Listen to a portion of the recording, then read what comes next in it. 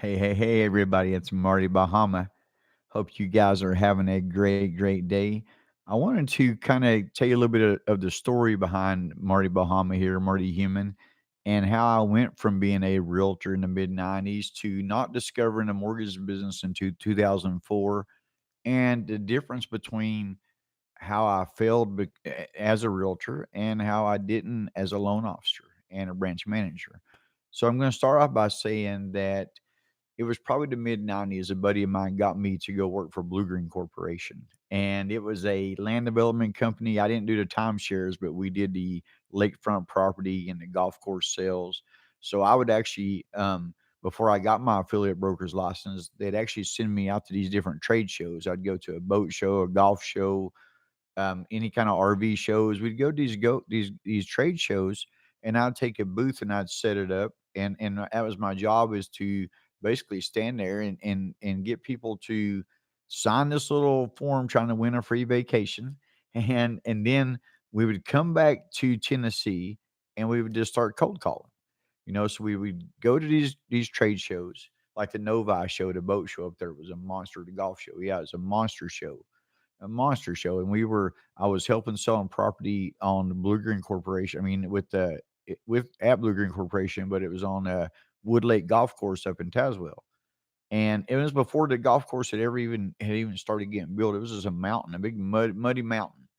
It was hard to sell property on a muddy mountain with trying to tell everybody, hey, one of these days there's going to be a beautiful golf course here, which they are now. There's a beautiful golf course there, some beautiful houses. One of my favorite golf courses to play, which I'm not even good, but still love to play it. And the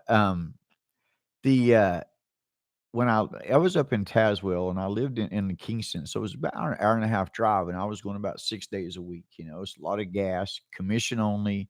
Got to sell some property, otherwise I'm not going to be able to eat. And at that time, we were getting 10%. So if we sold a $50,000 piece of property, you'd make 5,000 off of it. I sold a few pieces of property, but not many.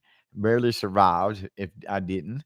And so I come back home and tried to go work for Coldwell Banker as just a normal real estate agent.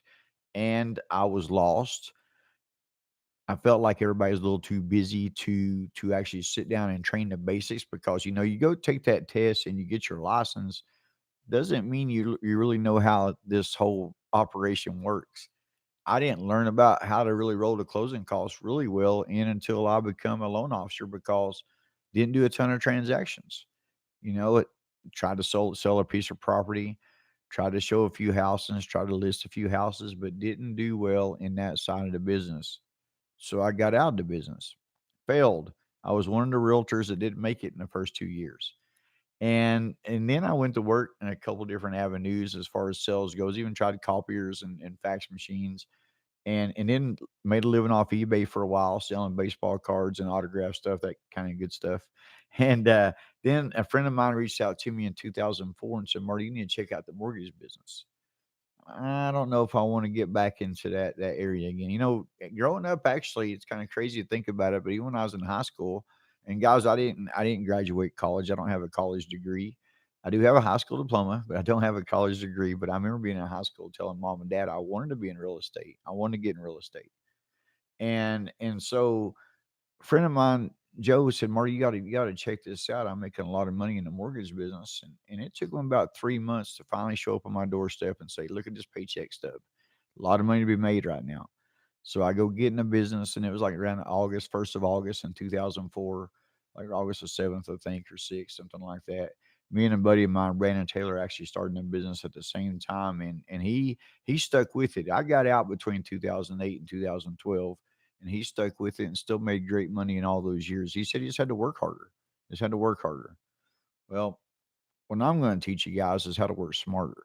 And that's what Kamikaze Christie taught me, is how to work smarter now with these Facebook groups and with messenger groups.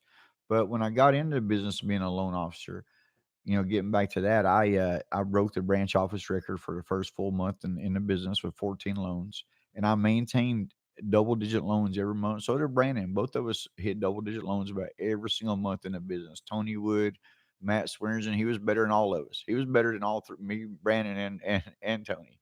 And big numbers back in those days. But then there was a lot of people that, and I tell everybody, they say, well, back in the older days, subprime days, you could close, blah, blah, blah.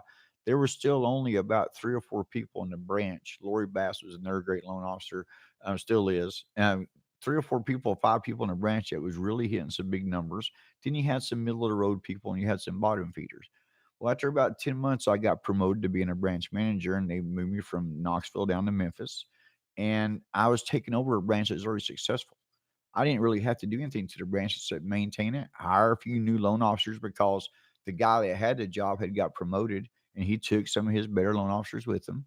But it didn't take long, and they were maintaining about 70 to 80 loans every month, pretty easy. And we were just covering from Jackson, Tennessee to the Arkansas line and hitting 70 to 80 loans a month.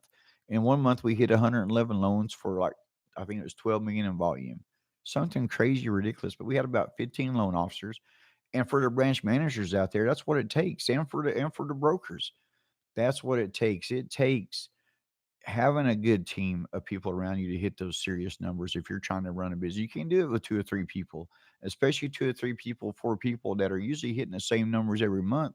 Nothing wrong with that, but they're probably not ever going to go to a different level. It takes finding superstars out there that are willing to come in, give it their all, and hit those double digit numbers.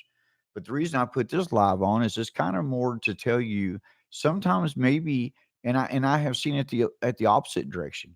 A friend of mine in the business, he was an okay loan officer, but he got his real estate license and now he runs his own his own brokerage, and he's got quite a few agents underneath him.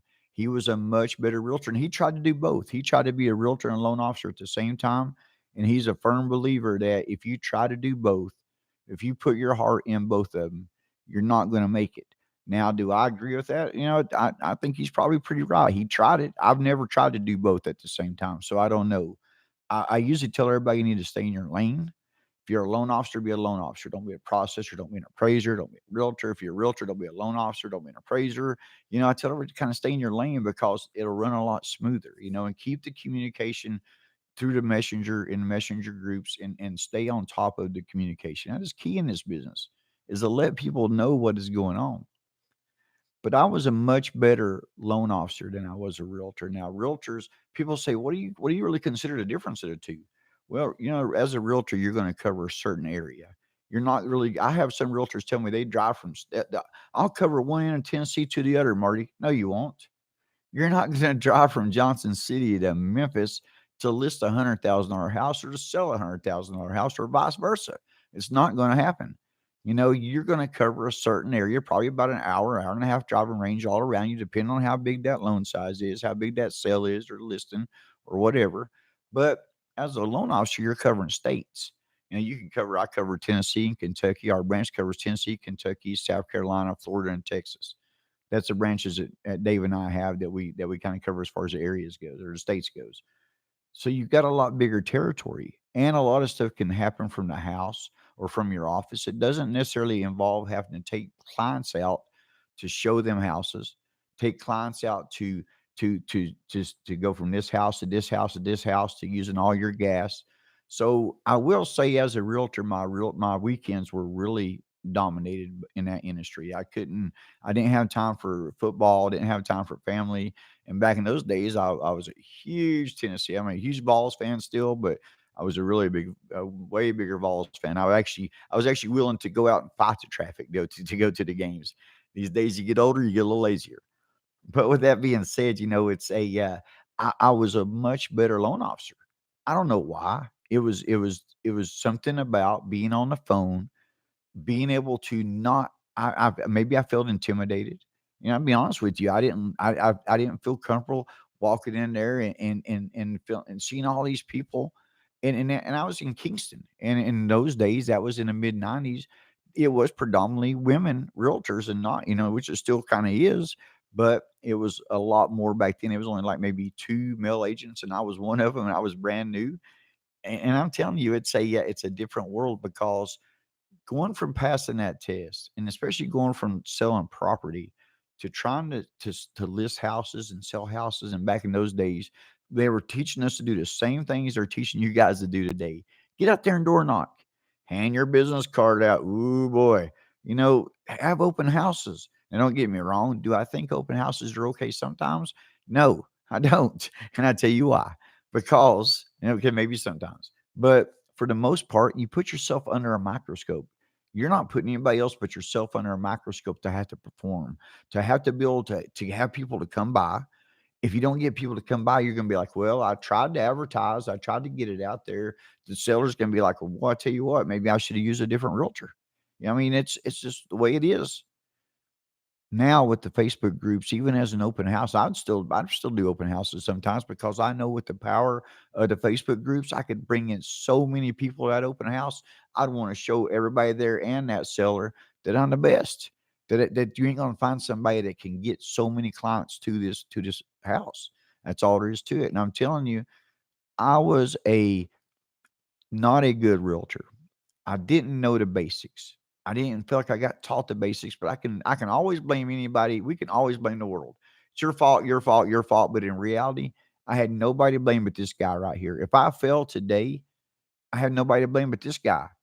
And you guys got to remember it's a commission only job. You got to have that desire to be like, okay, today is a commodity. I'm not going to get it back. I am going to pick up a deal today, a possible deal today. So that way, a month, 2 months, 3 months down the road, I'm going to get paid. And I'm going to look at this business as longevity. I'm going to look at this business as not an immediate gratification. I'm not going to get mad if somebody's got low credit. Oh my gosh, you're wasting my time. You got low credit. No, it's a human being. It's a person who has a desire to want to buy a house. And I'm going to get that person inside a house. It may take 6 months, it may take 3 months, it may take a month, it may take a year. But I want that person to know who I am and I want to help that person get into a house. So just maybe if you're not making it as a realtor, before you start going down that path of totally getting out of the business, because remember, I was a realtor in the mid 90s. I didn't get back into the real estate business, mortgage business until 2004. So maybe you don't have to get out of the business for a while. If you're a realtor and you're not making it or you're not really succeeding, let's have a one-on-one conversation. Let's talk about it. Maybe you'd be a better loan officer. Maybe being a realtor is not for you. If you're a loan officer and you're not making it, maybe you'd be a better realtor. Maybe being a loan officer is not for you. Maybe being a realtor or loan officer is not for any of you. You never know, or maybe it's for all of you. Because, and don't get me wrong, do I say don't be a realtor, don't be a loan officer? Definitely not. As far as like both of them together, I highly encourage you to be both. I just don't highly encourage you to focus tremendously all your efforts on both. I would say more of if I was really, I would do what you're good at. Do what you're good at. Like me, if I still went and got back and got my realtor license, I would use it only for referrals. I'd be knocking out referrals like I'd be trying to get that 25% every second. No question. No question. So think about that. Think about the ability to build. And as a realtor, get your loan officer license every once in a while. I mean, it's you'll have connections. Those connections are going to be key for you guys. And using these groups, another big key. All right. Marty Bahama is out. I hope this helps you guys. And we'll be live again soon. See you. See you. See you.